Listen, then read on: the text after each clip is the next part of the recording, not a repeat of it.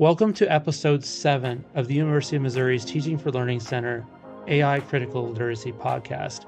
My name is Jared Schroeder. I'm the host of the podcast and also an associate professor at the Missouri School of Journalism. And today's episode focuses on student perspectives about AI critical literacy. I'm so glad to have this podcast episode for you. About the middle of the semester, I realized I was looking through test 2. We do 3 tests in my communication law class, my big, large lecture undergraduate communication law class. I realized I was really surprised that almost like 80% of my students missed the most obvious question on the test. It was something we covered so incredibly explicitly. I mean, when the class misses a question like in that large a number, that large of a sample, it's usually my fault, right? It's usually I've misworded it, I've confused them, I've done something wrong. But the question was a simple true or false, and it was the language wasn't complicated. It was very short and clear. I simply asked the students, them, true or false, you have a constitutional right to privacy. And I was so surprised that 75%, 80% said no. And I was like, how do they not know this? It's a clear question. It's something we covered. It's not like I didn't cover it. It's something I covered so incredibly deliberatively that I didn't know. And then I figured it out. I asked ChatGPT the exact question that was on my test, and it said false. And that was the moment that led to, I think in a lot of ways, this episode of the podcast. This is episode 7. This is the bonus episode. If you're like, doesn't feel like a bonus, it's a bonus. This episode, unlike all the other 6 episodes in this season, has nothing to do with Ethan Mollick's book, Co-Intelligence, which all the other episodes looked at. This episode is purely thinking about AI critical literacy and student understandings, students' uses. Like, I really wanted to gain insight for our community about how our students are using and thinking about AI. And I mean, a little selfishly, I want to know how to give the tests I want to give in my classes. I have very clear objectives to the way I give my tests. I want them to be open note because I want students to engage. I don't want them to memorize and regurgitate. I want them to engage with the material, to answer questions. I want them to get in the habit of having quality information to address questions when they encounter them. And so I don't want to change my tests, but something has to change because too many students are going to use AI as the entirety of their knowledge base, therefore not learning, instead of as an assistant, which I can live with. I've known for years that my students often take my tests in groups. And I'm fine with that because I make it really difficult for them to copy each other's answers. I shuffle questions, I shuffle answers, it just be really difficult. But what I try to do is create a system where if they want to talk about the questions, they're learning. I'm happy with that. If they want to, I'm okay with that level of concern about the quality of the test. What I'm concerned about is purely using AI. I'm fine with them and using it as an assistant. I'm concerned with purely using it. So this episode, I found the perfect students, right? In the whole university, I think I found just the right 2 students. Lorraina Scolaro and Noah Grimsley are both graduating, both seniors, graduating from the Missouri School of Journalism.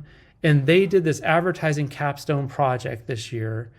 And I was invited to go to it, and this really helped me. I got to meet them there. They did quantitative surveys of more than 800, 18 to 24-year-olds about how they perceive AI, how they use AI, all the different questions about the ethics of AI within their understandings. They also conducted qualitative interviews. They conducted focus groups. They were extremely thorough. And so not only do they have their own personal experiences with AI in the classroom, from their side of it, not from the instructor side, but from the student side.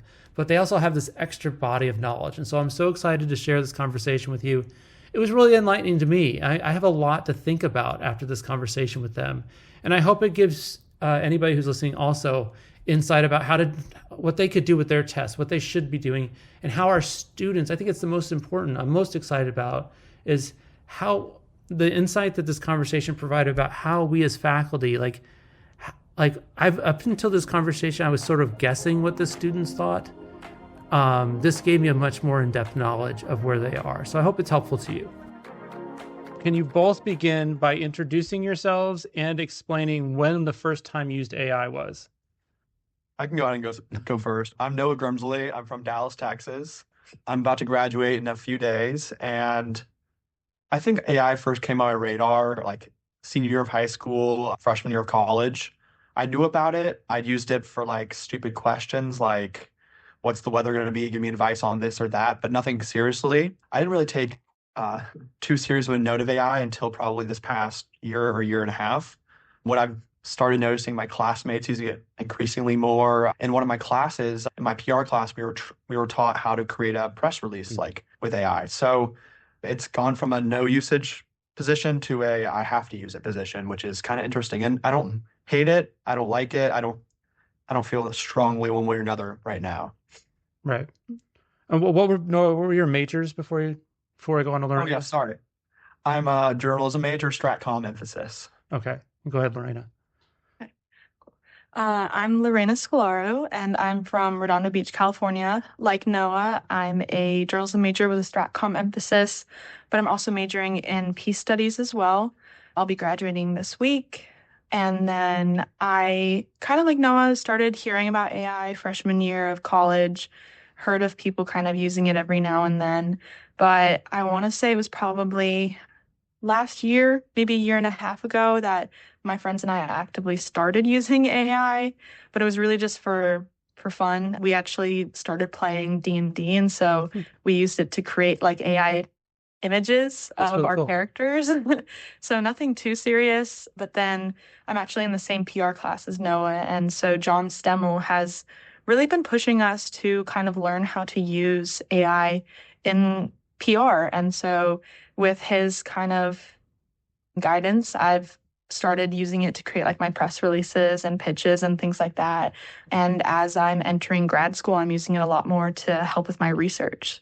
So I also have kind of gone from like straight up refusing to touch AI to implementing it and to almost every week. So it's definitely quite a drastic change, but I'm also kind of on the fence, don't necessarily hate it, but I also don't necessarily love it either. So Yeah, yeah. that might be a good place to be, I guess. It's like a healthy skepticism, maybe. I don't know, Mm-hmm. but you're using it, you're adapting it. So I wanted to start the first part of the of this episode by talking about the research and the report you did most specifically, because I kind of feel like you guys, more than anybody else on campus, kind of know, you have developed expertise about where 18 to 24-year-olds are with AI. So the first question I was thinking about was, what is AI to 18 to 24-year-olds? Like, what is it to them? Mm-hmm. I think I think there's a lot of answers to that question. I think something I'll plug our presentation, go look at Mojo Ads website. We have our presentation up there. We highlighted three different areas where it acts as a student in our lives, where it is literally an extra classmate, someone who can help us write papers, someone who can edit our papers. It is a mentor to us. Whereas we ask it for questions at work, we ask it for advice on where to apply. I recently went through a law school application process and I used it to help me organize my admissions process. So it's a mentor. It helps me plan things. And then our more far-fetched idea and our prediction is it is becoming a date. That's what we called it, or a relationship partner. Right now, it's at the extent of we had was it two, it was 2%, like right, Lorena, that said it was that called it a lover, A right? lover, yes, yeah. Yeah, 2% called it a lover. So we speculate that people are using it more and more and sharing more and more. So it might become some sort of a deeper relationship. I think Lorena can build on more of that. Yeah, it really depends on who's using it. The majority, what was actually really interesting in our research was finding how people contradicted themselves in quant and qual. So like in qual, like or in quant, sorry, we like straight up asked them what AI can be. And 75% said that AI is just a tool. And the other 40, another like 47% said that it was a researcher. So the vast majority of people want to see it as this kind of just like machine, kind of helpful tool to rely on every once in a while. But then we go to Qual and we hear them talking about how they're asking it for relationship advice or how they're using pronouns to describe it. And so I don't know. When you're hearing from YAYAs directly, it's kind of like they don't fully understand what AI is to them. But as we kind of combed through our research, it's clear that we really are relying on it mostly for like work-related, school-related tasks. But we are definitely hitting that kind of threshold where it's becoming a deeper relationship. Like Noah said, we have 2% of YAYAs who said that they see it as a lover, and then another 16% said therapist, and 14% said friend. So obviously those are like minority percentages compared to the 47% who say tool, but it's still a pretty big trend that we've noticed throughout our own research and then heavily throughout our secondary as well. And you said YAYAs. Can you translate what that is to a listener who's never heard that term before? It is the youth and young adult demographic. So that's 18 to 24-year-olds. So yeah, and I saw a lot of the questions I'm asking are based on a presentation that Noah already suggested. I should try to put a link into the blurb about this episode, but that I already observed the presentation that helped me know what the results are to their studies. It's interesting that I don't want to I probably shouldn't talk too much about the relationship stuff, but it's interesting because Sherry Turkle is an author. She's at MIT, I think, and she helped develop, she was a graduate student, I think, when Eliza was developed, which is the very first chatbot. And Eliza was a therapy bot. And she talked about the same phenomenon. This is like 50, 60 years ago. The same phenomenon where people knew it wasn't human, but they still wanted to talk to it. And it's interesting that we're doing the same. I guess it makes sense that we're doing the same thing again. What tools specifically are people in the 18 to 24-year-old, like what tools are students using when they say we're using AI? What AI tools are they using? Most of the time, we're finding that they're using ChatGPT. At this point, it seems like ChatGPT has kind of become synonymous with AI. So that's what a lot of our research focused on. But talking to the older end of YAYAs, my friends specifically who are in like grad school, a lot of them are starting to use research like specific platforms, kind of like, I'm not sure if you've heard of Elicit, but you can plug in like a research prompt for them and the chatbot will pull in a bunch of studies related to your topic. And so there's a few people who are using like specific tools for like photo editing or video editing. I'm not sure the names of them exactly because I don't use them, but the majority of our respondents were using simply ChatGPT. I'd like to add also that people are using more and more and becoming more comfortable with using like in-app and in like software AI tools. Like for example, LinkedIn, it might be a premium feature, but LinkedIn will edit your profile for you with AI. And like Snapchat has a chatbot feature where people will talk to and ask it questions about how to use Snapchat or funny things or stupid things. Like they will use AI wherever it's thrown in front of them and wherever it's easy and convenient and free mostly. And like you've already sort of referred to it, and during your presentation, you talked about it too. This kind of tension, I felt like a tension when I was listening to the presentation last week between wanting to like being skeptical and concerned, and actually even framed it in your report as like an uninvited guest, but at the same time using it and adapting to it. So what do you make of that tension between concerns about AI and feeling like you have to use it, and how that relates to students in the classroom and learning? Yeah, I think there's a couple ways to attack that question. One is on the student side. I think as I am slightly familiar, professors and teachers are using it more and more to like produce, like organize their content, produce presentations, and students are using it more and more to produce their own work and their assignments. So at a certain point, we're kind of getting that feeling that what is actually being achieved in the educational system if assignments are being creative with AI and then people are solving the assignments with AI, like there's nothing going on there. And to the same like kind of tone in relationships, we're starting to see people there was a very interesting respondent or a person in an interview who said that he used AI to talk to people on Tinder and to like connect with girls on Tinder because he had no idea what to do. And Tinder will actually suggest things to say with AI. So it's fascinating to think that our relationships are kind of getting diluted by artificial intelligence suggestions. I like to say like we're losing a little bit of humanity. Yeah, it's interesting because I feel like I have 3 teenage sons, and I worry about their social skills. Like, forget AI, just remove AI, like the pre-AI world. I worried about them developing their social skills because they spend so much time on video games and things like that. And so it's interesting to make up for the lack of social skills. You use AI to create a social ability for you, which I don't know if you guys agree, seems like you don't develop your own social skills if you're using AI to create your social skills. Does that make sense? Yeah.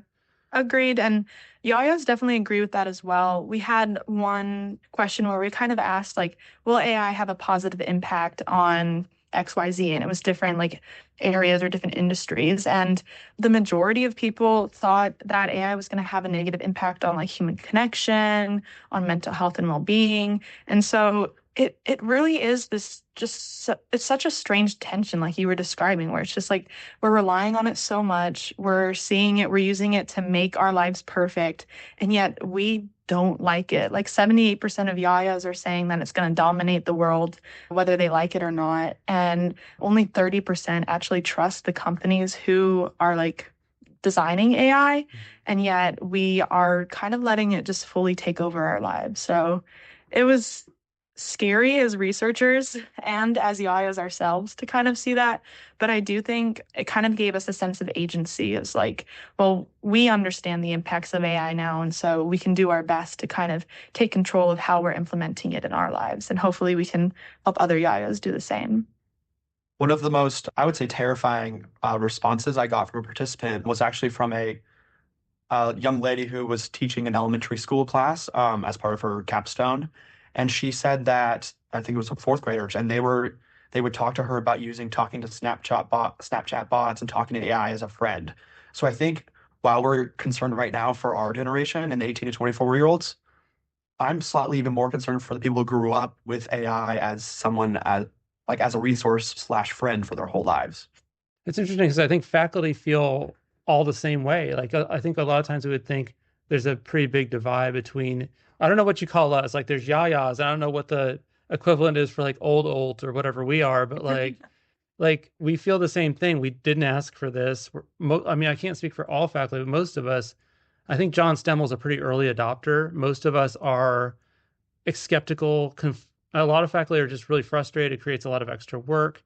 There's lots of questions about the legitimacy of our classes. And so I think the tension is similar, right, for the people who are teaching as it is for the people who are supposed to be learning, the students, that we're using it. We're not sure if we should or we want to or if it's good. Yeah, so it's interesting. It's a similar tension. We're not that different. Maybe we could use this similar places that we're in to actually work together to solve this instead of being like predatory against each other and be like, we're going to catch the students and the students are like, we're going to beat the faculty. Maybe we could work together and all learn. Or maybe I'm just naive. I'm so naive right now. So basically, we've sort of set up kind of what you guys found, this tension. I think the tension was the most interesting takeaway for me.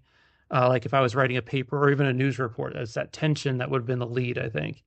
But if we could just move a little bit into the actual teaching, AI and teaching now, what should, like, based on your experience as students and plus your experience with your study, what should every instructor, everybody who's teaching at the University of Missouri know about students and how they're using and thinking of AI in the classroom or in the learning environment?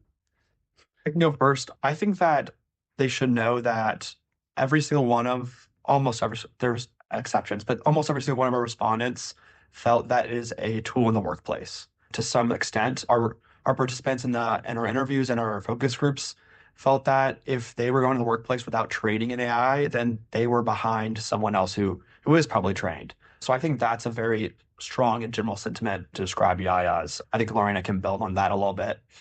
Mm-hmm.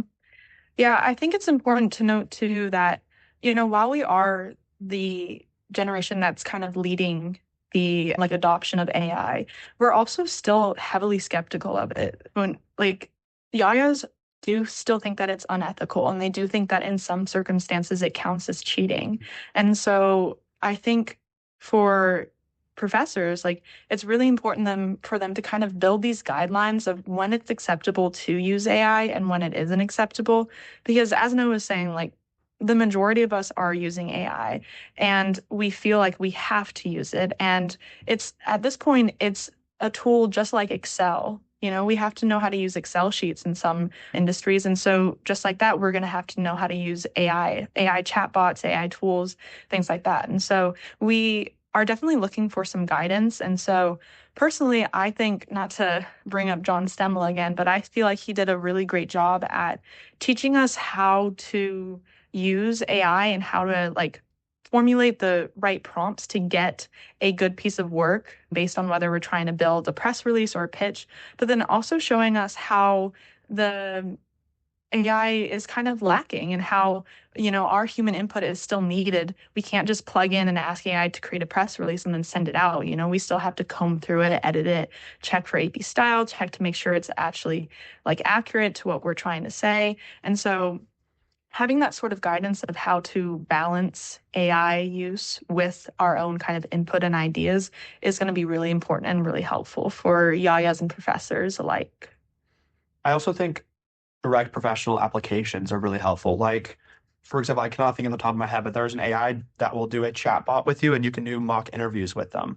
So there are things that it can be helpful for that are cheating or unethical that we should be aware of that maybe some students aren't aware of. Excuse me.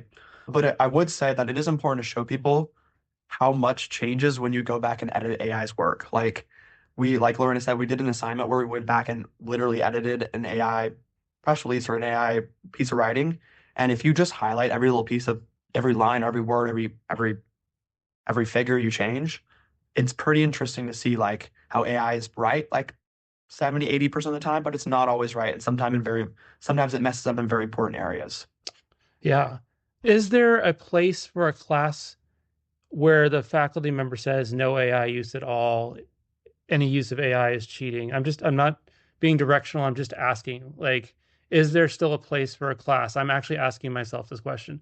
Is there a place for a class at the university in 2025, 26, and moving forward where the faculty member says you cannot use AI in any way in this class? It goes against any learning objectives we have.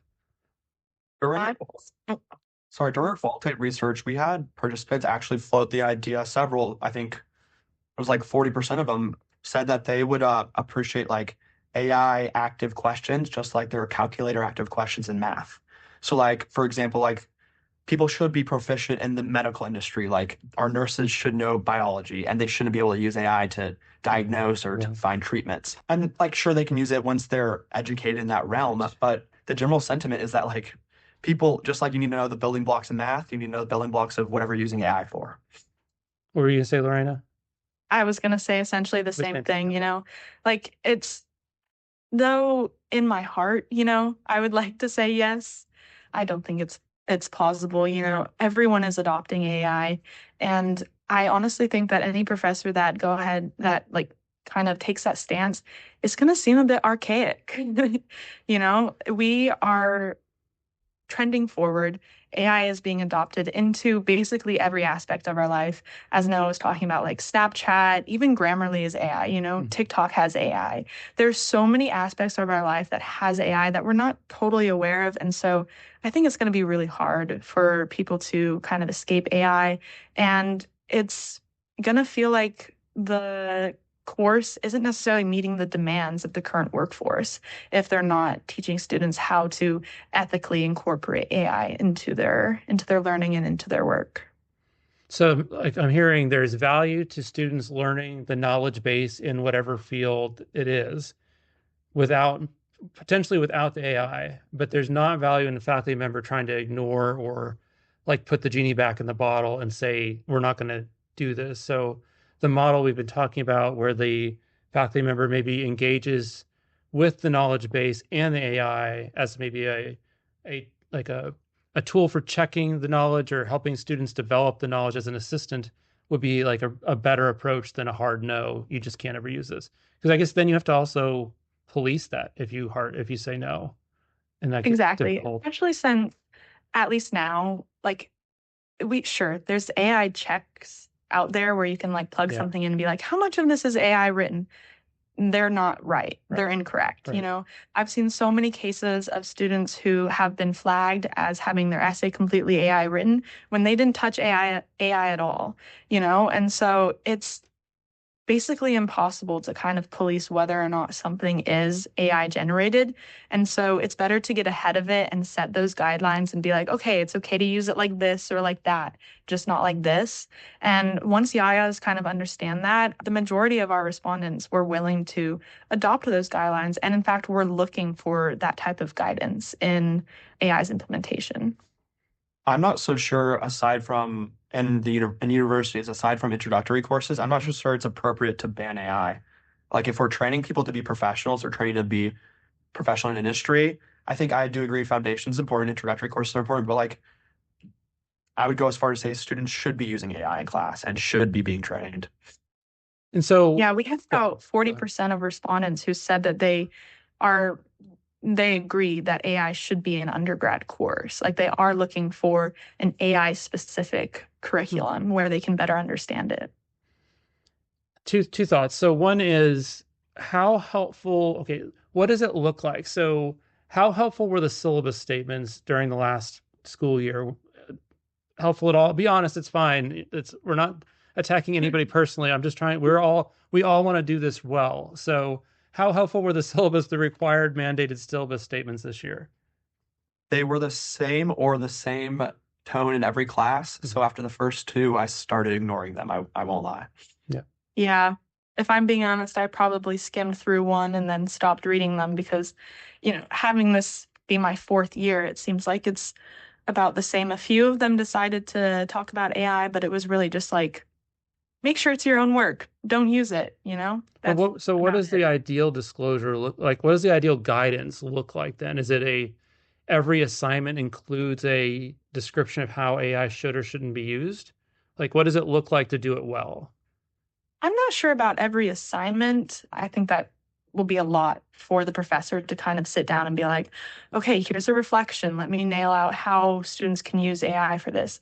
I think it's more kind of like industry based, right? So like as researchers, AI is really useful for Noah and I to kind of go through and plug in like our research prompt and get some preliminary studies down. So knowing how to utilize AI based on whether or not, say, we're trying to learn how to write a press release, or maybe we're trying to study medicine and different medications, just understanding the best practices within your specific industry. I don't think it can be like a university-wide policy. It's definitely like maybe you could get to the point where it's like college specific, like the School of Journalism has its own guidelines, the School of Medicine has their own guidelines, but kind of how AI use is dependent on each person. I think the extent of implementation is going to be dependent on the field that you're going into.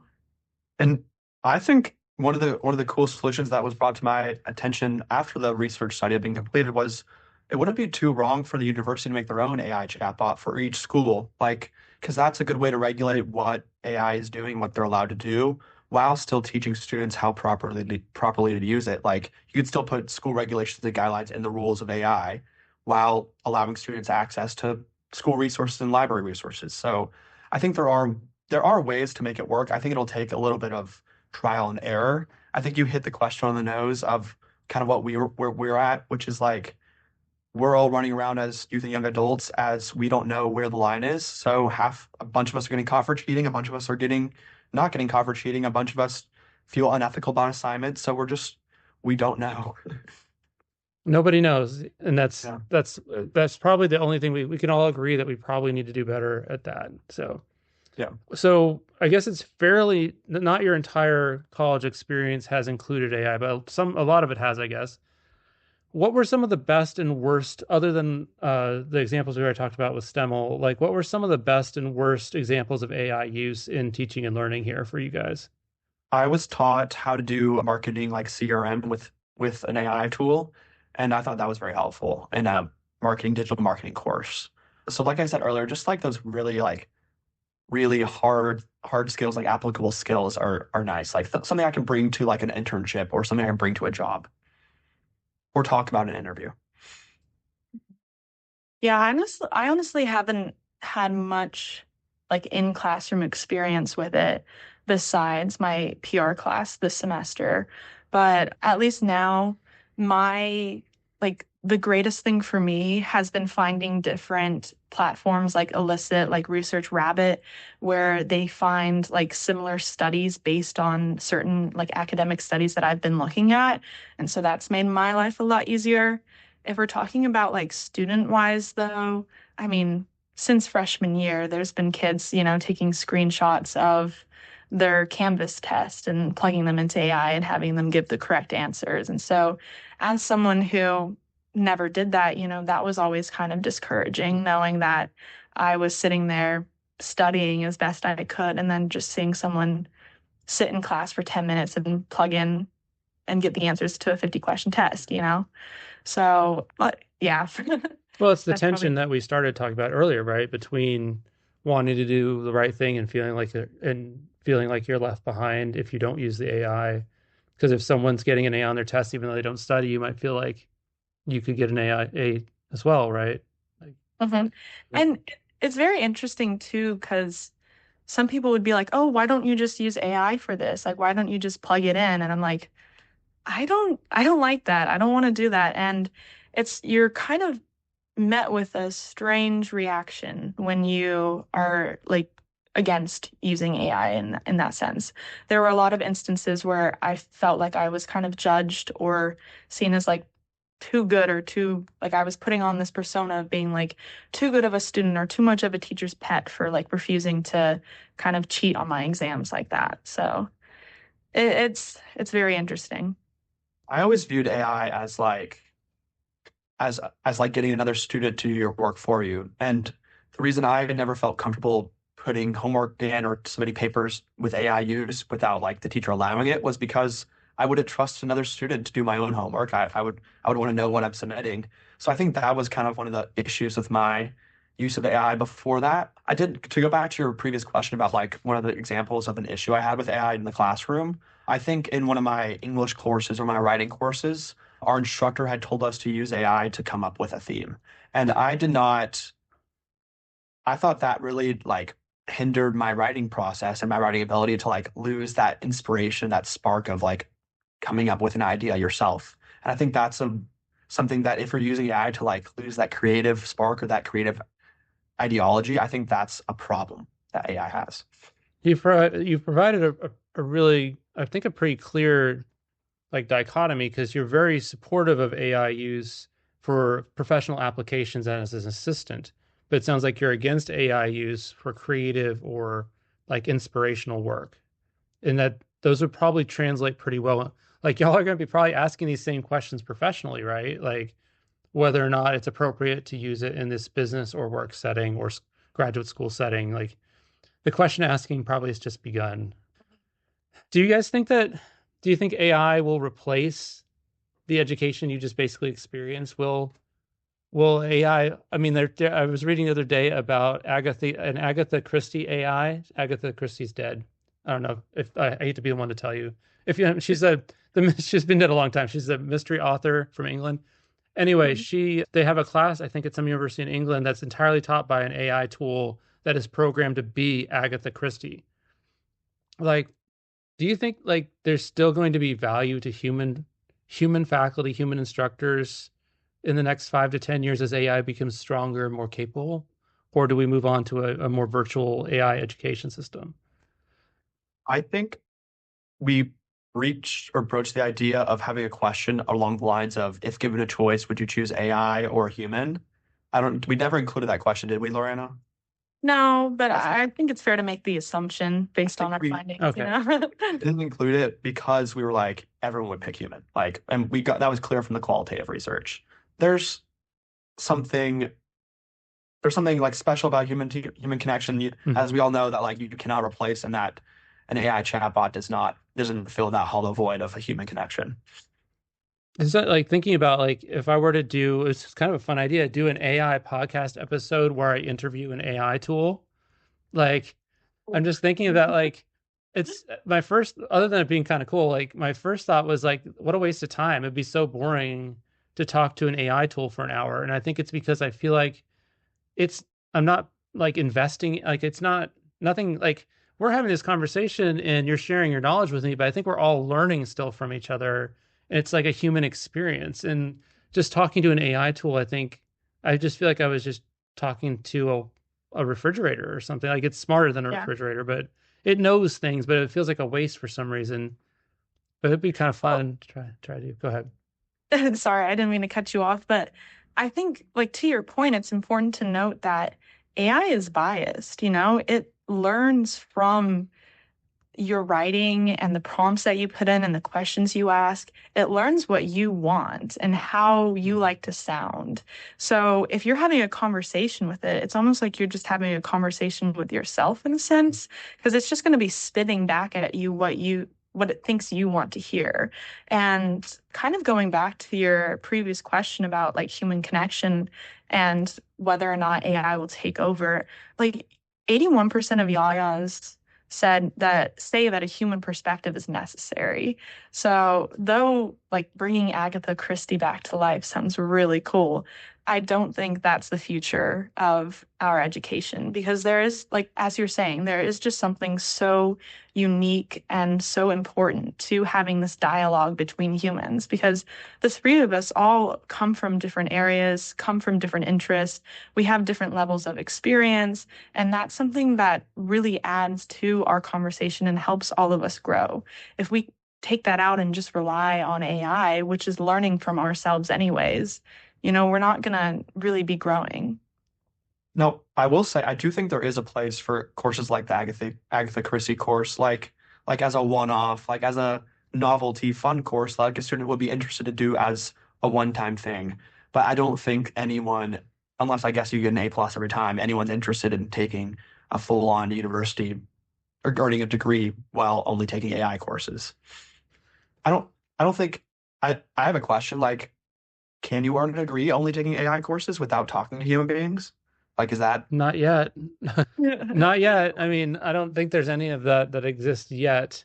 But I think some of the students walking across the stage this week would argue that they earned a degree by primarily using AI, and that makes me have all kinds of feelings. Like like the ones that use it as an assistant, I'm like, good for you. And the ones that are like, bro, I did everything. Like I guess I feel bad for them too, because I don't know. You'd assume at some point in their career, someone's going to notice that they don't know anything, Yeah, and they're going to you get would stuck hope at the so. entry level, basically, right?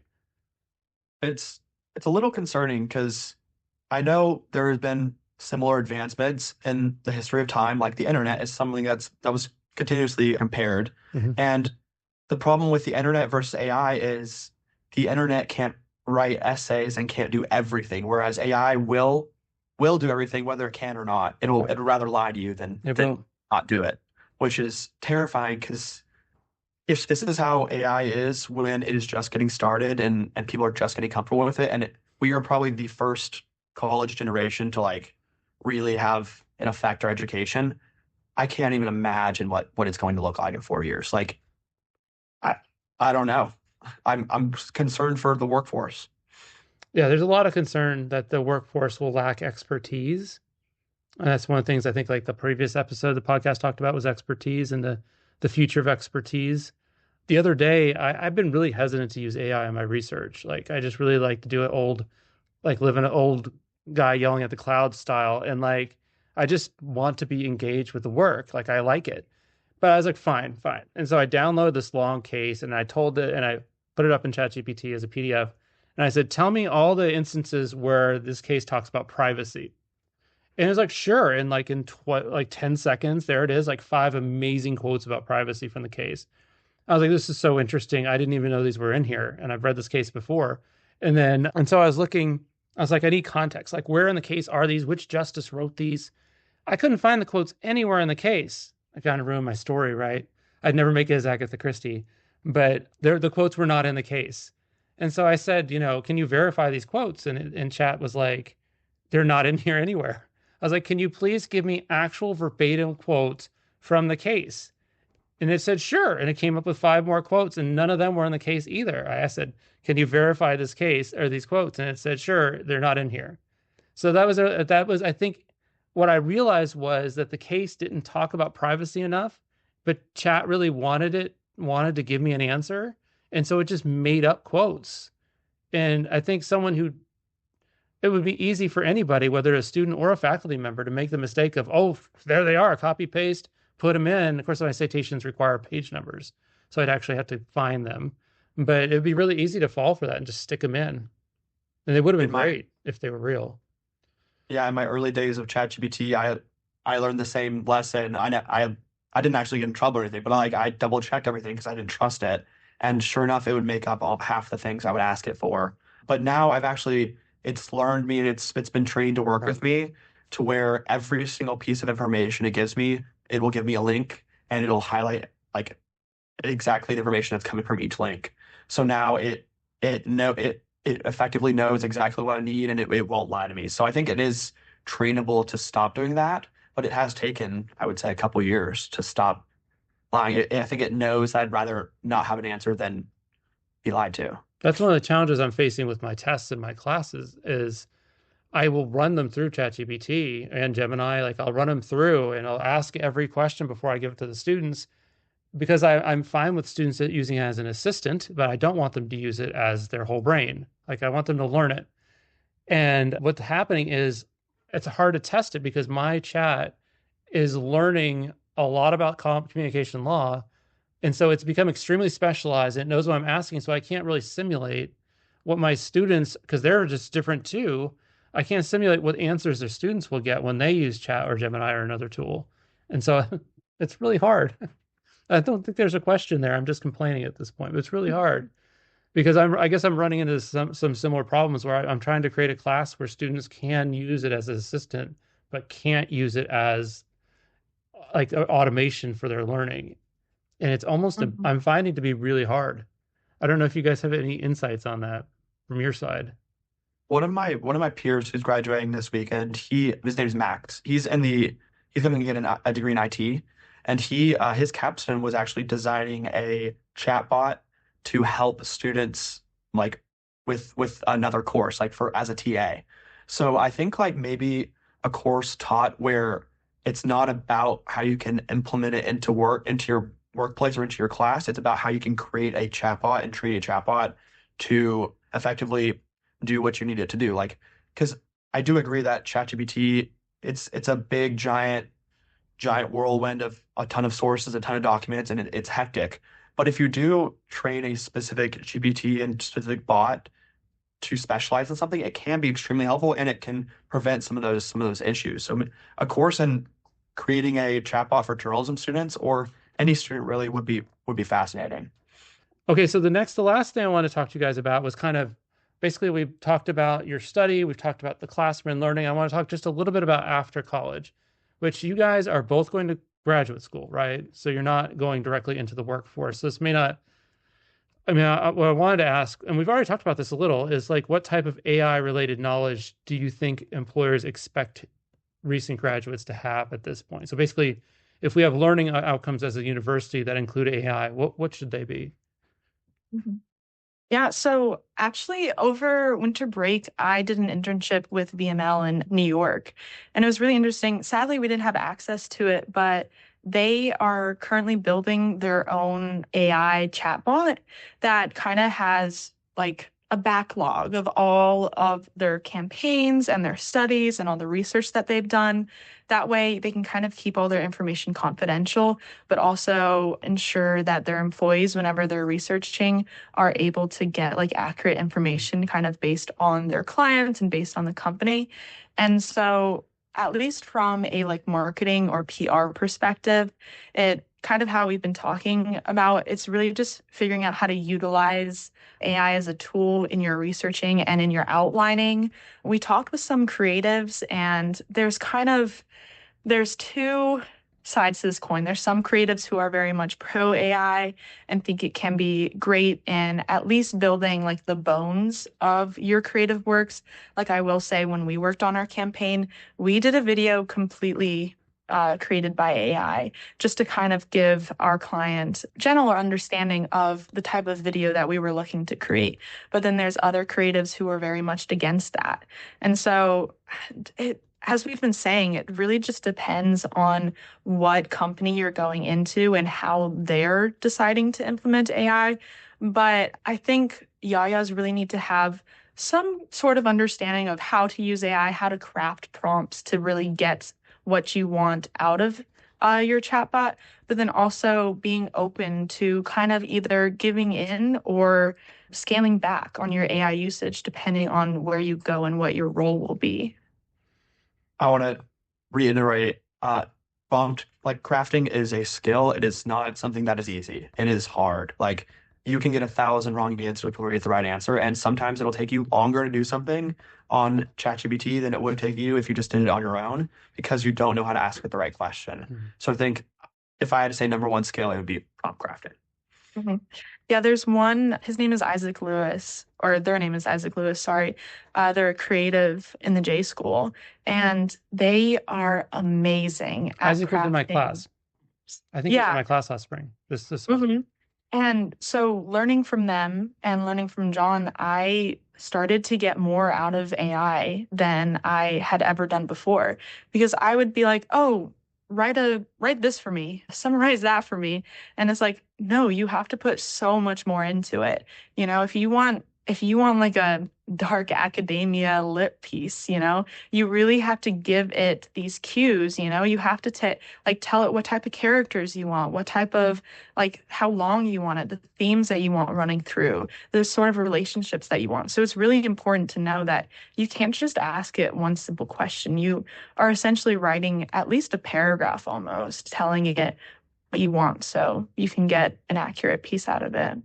I think one skill that I use to study for the LSAT actually is just like the difference between an open and a closed statement of like when you ask something like a very open, broad statement, it'll come back with a plethora of options. Whereas if you can craft something that's closed, it won't. And I think that's something that I don't remember being taught as a journalism student how to write an open or closed statement. It's a very legal, I guess, idea or STEM idea of open closed segments. So I think teaching students like that type of logic and that type of thought processes is very important as well.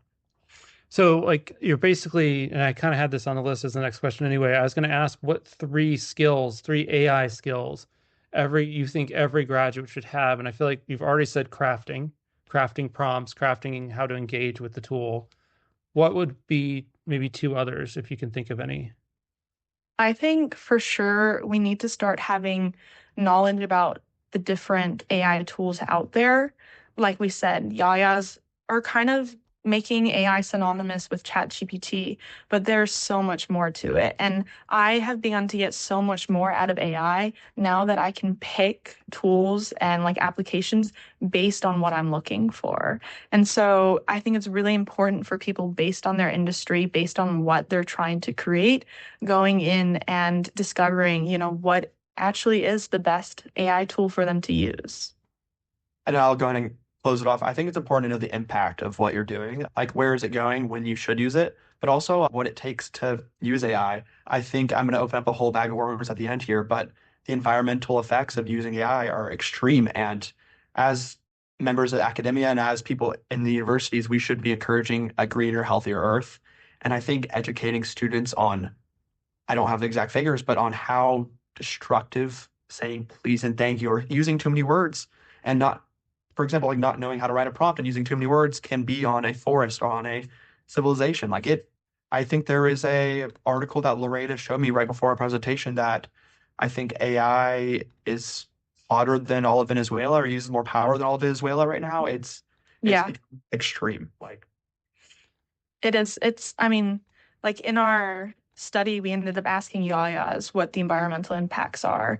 The majority of them are unaware. It was greater than two-thirds who were unaware of the impacts. And it's concerning. It's like enough to like one prompt is enough to charge 7 of the latest iPhones or like 10, it consumes 10 full like liters of water.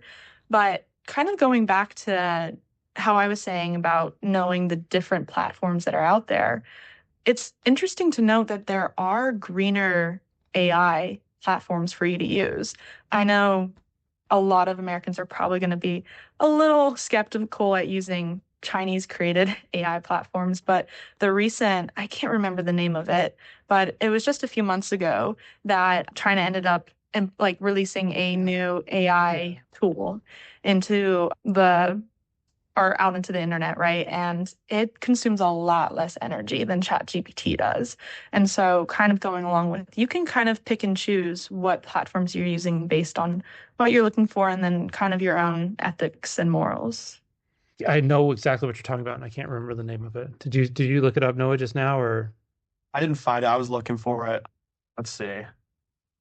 It was DeepSeek. DeepSeek. Yes. That sounds like, yeah, that's it.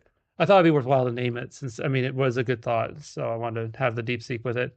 I knew if we heard it, that's the expertise, right? If you know something, the AI can be really great about reminding you what it is. Like I'm always forgetting case names or like when someone was on the Supreme Court and I know ish. And so I know when it tells me, I can be like, oh yeah, that's correct. I can check that out because I have the expertise. I guess we can be done there, but I have one question that we can include or not include. It's selfish. That's why I can't decide. Is it possible for a faculty member to give, this has occupied my thoughts for weeks, to give a open note test, unobserved, open note, like take home exam? Is it possible for a faculty member to do that and students not use AI as their knowledge base? Not as an assistant, assistant's fine, but as a knowledge base. Is there a way to avoid basically to make that test legitimate still?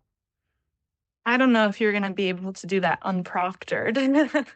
I feel like at least having an open note test, I feel like a lot of students who are on the fence about AI are going to feel comfortable knowing that you have, like, it's an open note. So they're not going to utilize AI as a knowledge base. But I think it's impossible to prevent everyone from relying on it. I think every class is going to have at least like 2 or 3 students who are utilizing AI for their degree and to pass that class. And so uh, I think it kind of depends on what you as a professor, want to give up in a sense. Like you can kind of make that decision to make an open note test, knowing that the majority of your students are going to, be ethical and take that as a way to and use AI as a tool, as a crutch, as opposed to their knowledge base. But I think it's also important to note that there's just no way that you're going to prevent everyone from someone out there is going to use it for their knowledge base. I agree. Okay. I think there's no way. I do think, to your point that you made it way earlier, that they are losing part of their education and they're not learning. If you're just using AI to take your tests and you're writing, you're not learning. So I wish there was a way to hold people accountable at the end of a semester, at the end of their education, to like, what did you learn? I'm not a big exam certification test taker person, but maybe we do need to revert back to, yes, you have to get certified to leave your university and go enter an industry. Like maybe that's where we're headed because we can't trust people to learn on their own. I think, go ahead. Not to bring in drama from other schools, but I am privy to something going on in the Parks and Rec and Natural Resources realm right now. There are a lot of grad students who were in the process of defending their thesis, and it was brought to the attention of a few professors and faculty members that a good chunk of them had been using AI in class, and students in class had actually like taken pictures of these student athletes using AI to complete their assignments and to complete their test in class, turn that into the faculty. And now a lot of them are facing disciplinary action and are having their theses like re-looked at. So I think it's possible to create an environment where other students are willing to hold their peers accountable. And if you make it open and have these like good relationships with them in the same way that the professors in the Parks and Rec or the Natural Resources Department are, I think you can definitely hold students accountable for utilizing AI too much. The good news is, us as students, we know there's a right and wrong way to use it. We do have a moral code. The line might be different for all of us, but there is a line, and that is good. Like there is a limit to our use. But there's the tension between my Yep. peers are going to use it. There's the tension between if I get these grades, I get this scholarship, I get into this grad school, I get this job. There's definitely, I mean, there's a lot of pressures. I think faculty have a responsibility in this too, right? Like we can't just be running around saying y'all are cheating. We have to create a legitimate class. Like it has to be a legit class for everybody. And so I'm very struggling with that right now all the time because I really want to treat students like adults and not like criminals. and I want to treat them with respect and like adults. And so I don't want to create a test where I assume they're all cheating, and I don't want to watch them. I don't want to like be like Jeremy Bentham Panopticon staring at like they already live anyway. So I'm struggling with how to do that. But anyway, thank you so much for your insights. Thank you for your thoughts. Thank you for your time. Like, you're out of here and you still found time to talk to me for an hour. So thank you so much. Of course, thank you for having us. Yeah.